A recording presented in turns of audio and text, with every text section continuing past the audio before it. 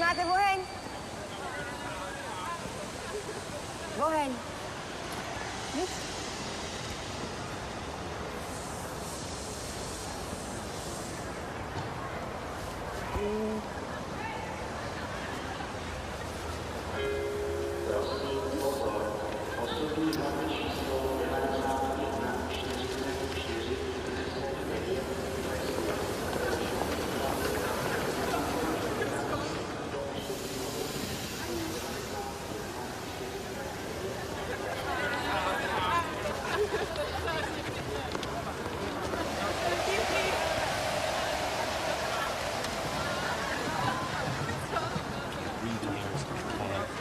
Now I got these college kids like a discotheque. Listen. I'm sorry. You are a nice boy, but I'm too beautiful for you. Goodbye, Brad from America. You want one more kiss before I go? Are you kidding?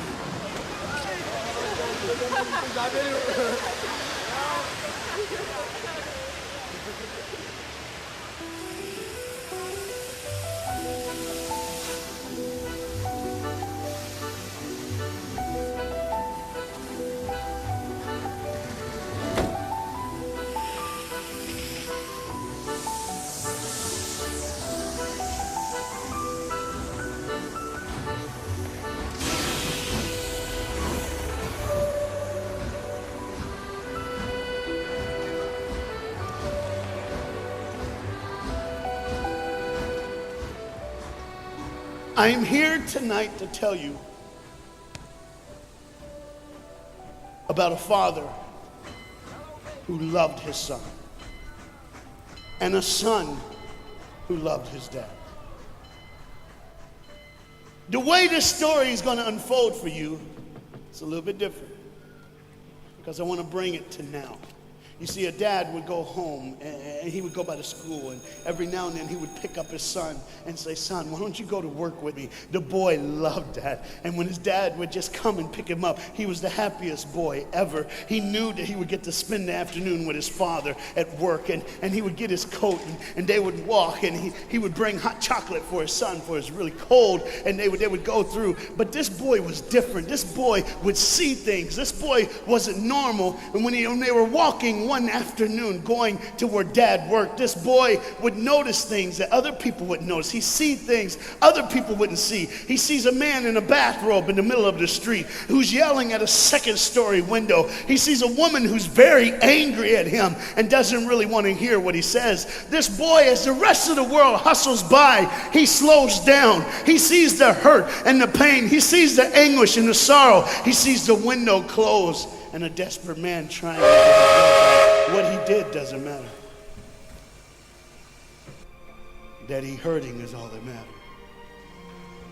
And this boy would see these things. His father rushes and gets him by the hand and says, "Let's go. We'll be late." He would stop and look one more time. Can I stop his pain? Can I stop her hurt?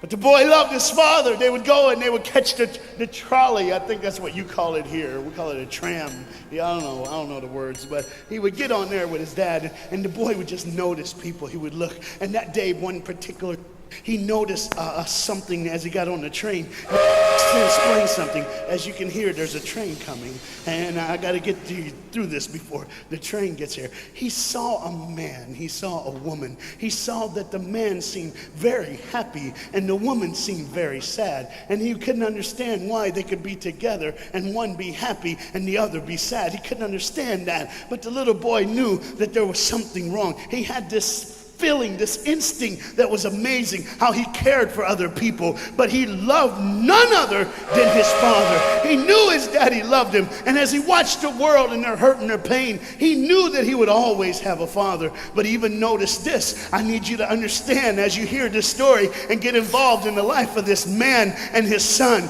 I need you to notice that there's no mom.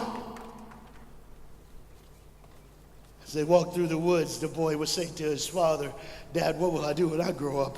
What will I get to do? Will I get a cool job like yours? How will I work? He says, I don't know, but I want to change the world. I want to do something great. I want to do something wonderful. I want to help people. I want to do something that could change the lives of anyone. I just want to be that great. I just want to do something good. And as he walked with his dad would say, son, you will be great. You will be awesome. You will change the world. Your life is going to be incredible. But there was a train coming. There's always a train coming. The train is called life. We're all on the train of life, just riding. Whether we realize the truth or not, whether we realize what's happening or not, we're all on that same train tonight. Only God has saw it fit for us to be in the same room, in the same car, for such a time as this. When they get to the edge of the train track, he could see where his father worked. You see the bridge? That's what his dad did. You see, the bridge was very, very important. Boats needed to come to the harbor to get off their goods so they could make money. But trains were coming with people going from one town to the next. Not many cars in Europe, so they couldn't use a lot of that. So many people, not enough roads, so everybody used that train to get from the town to town to get to work and to get home. And one day the train was coming by. What you have to understand is that boy loved going to work with his dad. He would stay right by the river's edge, and he would do what he loved to do the most. Let me explain that. He loved to fish. Anybody like to fish here? Oh, all the guys go, The dad looks at his boy and he says, son, now remember the rules. You got to stay right here because I can see you from the window right here. Don't get out of the sight of this window because you got to stay there so I know you're safe. Catch you something good to eat. But as you can hear, the train's coming. The father's job was cool. If I wasn't a preacher, I wouldn't mind doing that. Get to work.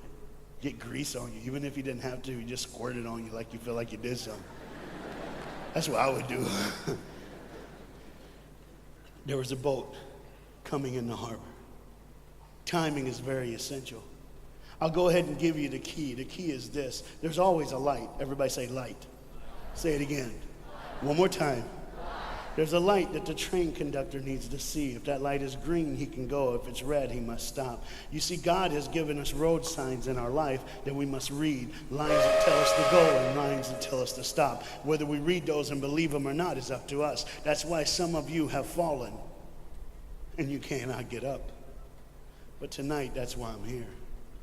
The boat needed to come through, so he called, and the man said, okay, I got time. It's a long time before the train should come. So he pulls the lever, as you just saw, and the big, huge stone steel bridge, the gears started turning. They started cranking the steam. All of a sudden, gears are moving, and that big, huge bridge is just starting to go up. As it rises higher and higher, he has to watch and make sure everything's set, everything's good, everything's fine. As he looks out the window, he could see everything, but the dad, being a good dad, keeps one eye on his work, but the other eye on his baby. One eye on the world, but the other eye on his children. You think God doesn't know where you are? He keeps one eye on his world and one eye on his child. No matter what you've done or where you've been, it's one eye on the world, but the other eye's on you. He's watched you and he's kept you. Even though your train is coming down the track, he understands that. And even though sometimes, I don't want to get ahead of myself.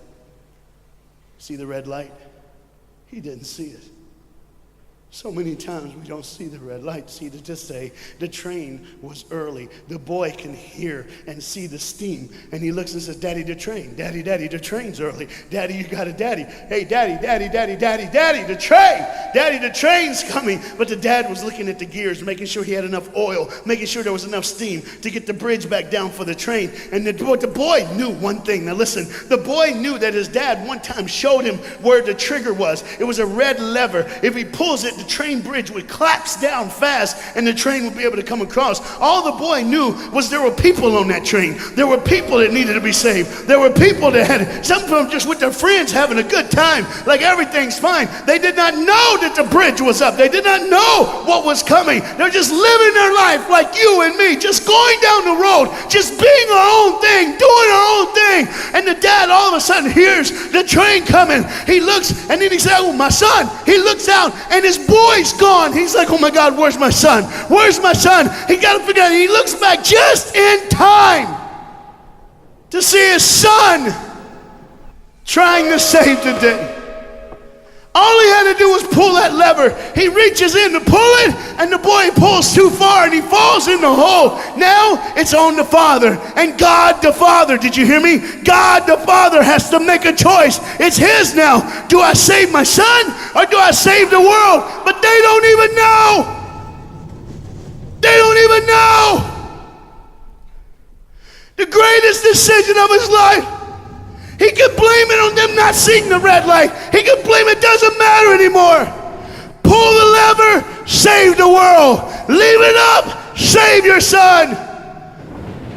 For God so loved the world that he gave his only son.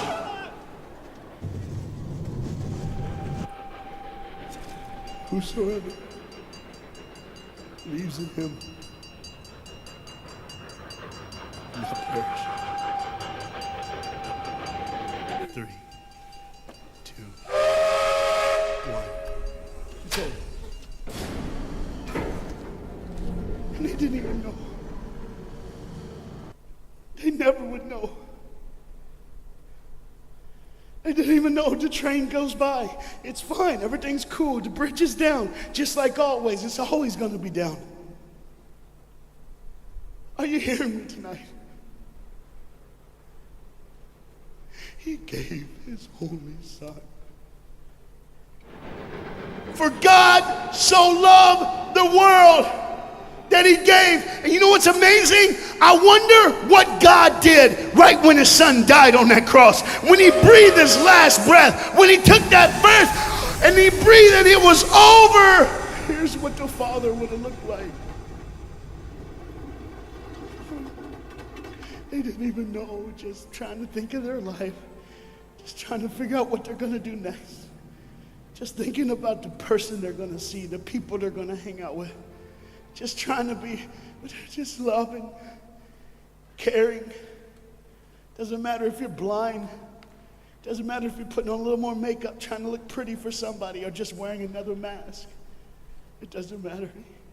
God gave his son for you. What will I do when I grow up? Where will I go when I grow up? What can I change? And there was a girl in the bathroom on the train, liquefying her heroin to shoot up one more time. He died for her. He died for her. But in one moment, are you listening? In one moment, as the Bible says, everybody gets a chance. In one moment to see the look of the Father when he knows when you realize what he did for you, when you realize the sacrifice, when you realize he let his son die so that you can live, when you realize what he did, no matter what you're doing, no matter where you're at in this life, no matter what you're a part of, you gotta stop. You gotta stop. Even if it's for 1 second and think, my God, he did it for me. He did it for me. And I pray to God you drop what you're doing. Drop what you're doing. With all the pain and the hurt and the sorrow in the world, he did it for you. That's why you're so quiet. You see, the train's coming. The train's coming. Everybody has things. You have ways of I don't want to. I don't want to do that. I don't want to. But why do I keep doing it? Even Paul said, "Why do I do? My flesh tells me, and I do what I know is wrong, and I don't do what I know is right." You got to understand tonight, the fight is on, and we can win. We become more than conquerors through Jesus Christ. And I'm not preaching just for me. I'm preaching on behalf of you. But what you got to understand is, there had to be a moment in those 3 days when Jesus died on a Friday and rose again on a Sunday. There had to be this moment. Go ahead, look at the screen. When it was just God and his baby and his son.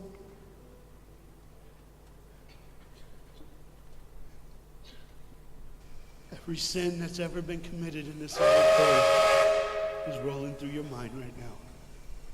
I'm here to tell you that as the sun sets in the afternoon, the sun will rise again.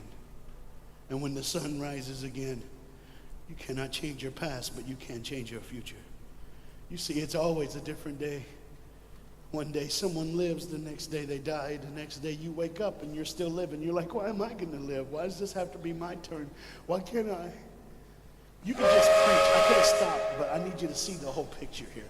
You see, because when God the Father gave his only son, when Jesus Christ breathed his last breath and he died, he did it in a way that you can never ever say, you don't know me, you don't understand me, God don't understand my pain, God don't understand my sorrow. You see, that's the very train that boy was on. That's the very train that he was on. And as this dad remembers, look real close. You see the pictures of the people? Bam, there they are. But there's somebody added in the picture, isn't it? Bam, there they are. Do you see who's added in it? In every face of every person, Jesus is in their life. Why? Because when you're the greatest sacrifice, you always end up in everyone's life, no matter where they are, who they are. He did it so that you can say he was there all the time,